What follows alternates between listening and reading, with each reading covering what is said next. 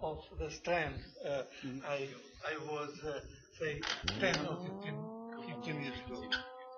Victor, if I remember correctly, you still gave me a good lesson last year. So I think I'm going to give you a chance. Many people give Lawrence a lesson. No, they do actually. They do. Victor, we've been having a look at this McShane Nakamura game. I don't know if you can see that screen very well here. You've played many of these positions before. What are your thoughts on this? Is the current position we have here? Well, frankly, well, this is a position I like white very much. One day I lost the position of this type to Lajos Portiš, also about 20 years ago. And I believe that the best move here is Queen A4. That's what I would say. Queen A. So Queen A4. So we Yeah. Oh, sorry, it's Rook C. Sorry, I beg your pardon. Black played Rook A/C8. It's Black's move. Yeah, exactly. And in this position also the best move is Queen A4. Queen A4. Okay. Whatever Black plays, Queen A4. Okay. Let's say after Queen A4, Knight D4. Yeah. Just Knight D4. So we're threatening this rook. Bishop takes B7. Oh goodness, there's tactics all over the place. Let's say Bishop takes B7. Yep, that looks Bishop, possible. Queen A7. Queen A7. A7. And now very calm move E2, E3. Crikey. E2, E3 because to take on C3 is not possible. Rook E8 is hanging. Okay, yeah. Let's So what's the reason, Victor? Because why can we not take the? Is this? The E8 rook is on freeze.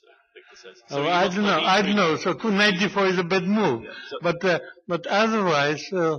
Oh, I see. So you're saying that we play E3 now, yeah. E3 because we can't even take this because we can take this. Is this what you're saying? Yes. No, excuse me. First to take on D4. Yes. Okay, take on D4.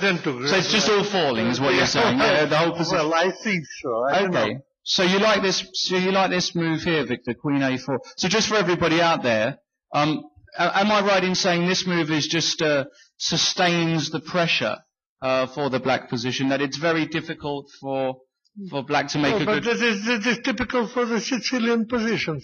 White is playing Sicilian, how they say, in the first hand. Yeah. That means he's a tempo up on a normal Sicilian. Huh?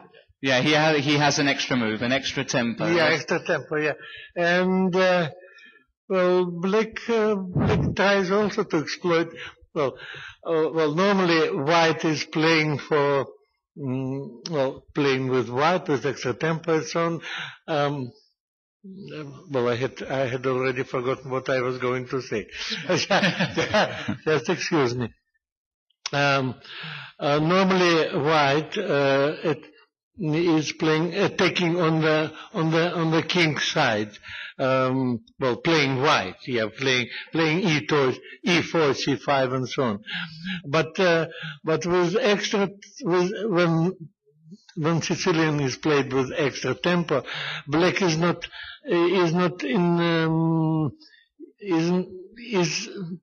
possible to create a real attack against the king. So he tries to exploit some tricks on the queen side, and that is what happens now. Well, we might say. It is still not over. I mean, the queen side of white is. Huh? No, please carry on. What happened? No. It's still not over. The position is very double-edged on the queen side, but I still believe that white has very serious pressure. The next move, if possible, bishop e3, then the next move, rook b6. If white is doing 2-3 moves and black is doing nothing, the game is over. Yeah, absolutely. And that's exactly what we were saying earlier. Yeah, we really like the way Luke's played, and we said, Victor, how this A5 move is so committal. As soon as you play A5 with black, you have to realise that in the long term, this file is going to be so weak. So, you know, it's an interesting position. Should we look at another game, Victor? Because we've got 4 to look at. Frankly, finishing with this position, Yeah. I believe that the best move for black is rook e8 to d8, just to move the rook away, From the attack by the queen. If you remember, the rook was under attack of the queen a4.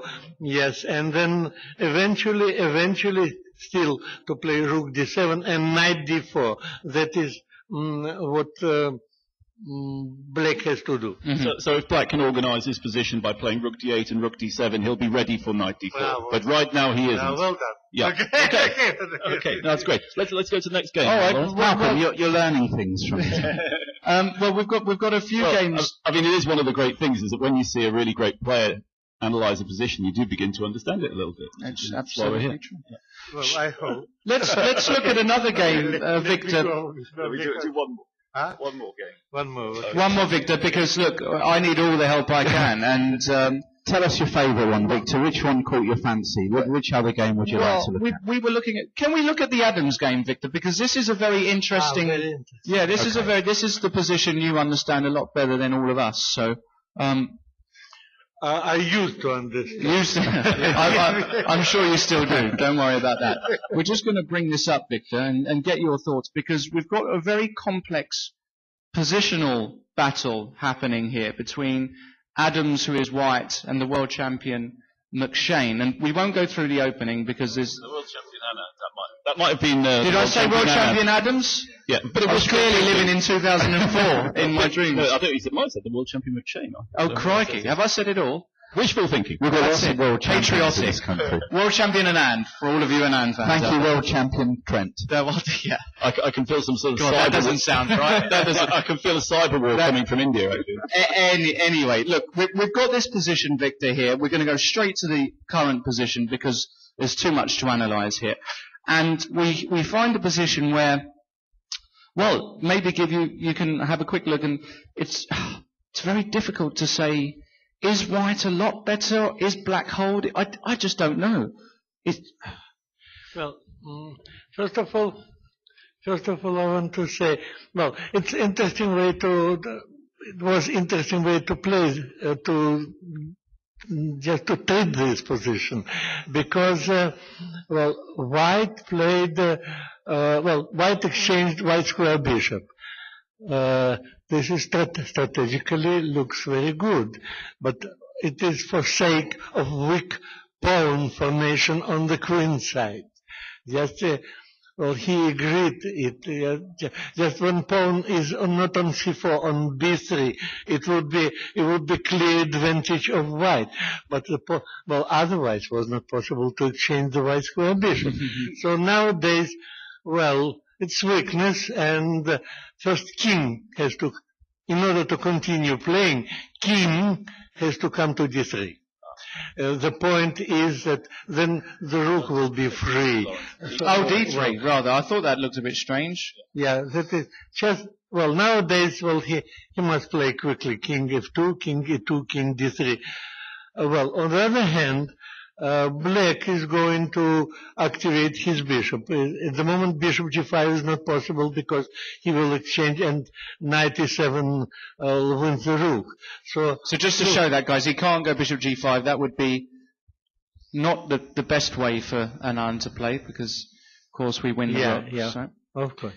So white is playing king f2, king e2, and so on. And when he will free his rook, then the knight d5 is very, very strong, and just dominating fully in center. So then, I can't say what will happen. White would have a clear edge when his king will be on d3. That's all what I can say. There was a really interesting move here, Victor, and this will probably come second nature to you, but certainly when it came up on the screen, we were thinking, goodness, what that's about. Just after 98 here, this is when Adams, a lot of us were looking at knight d4.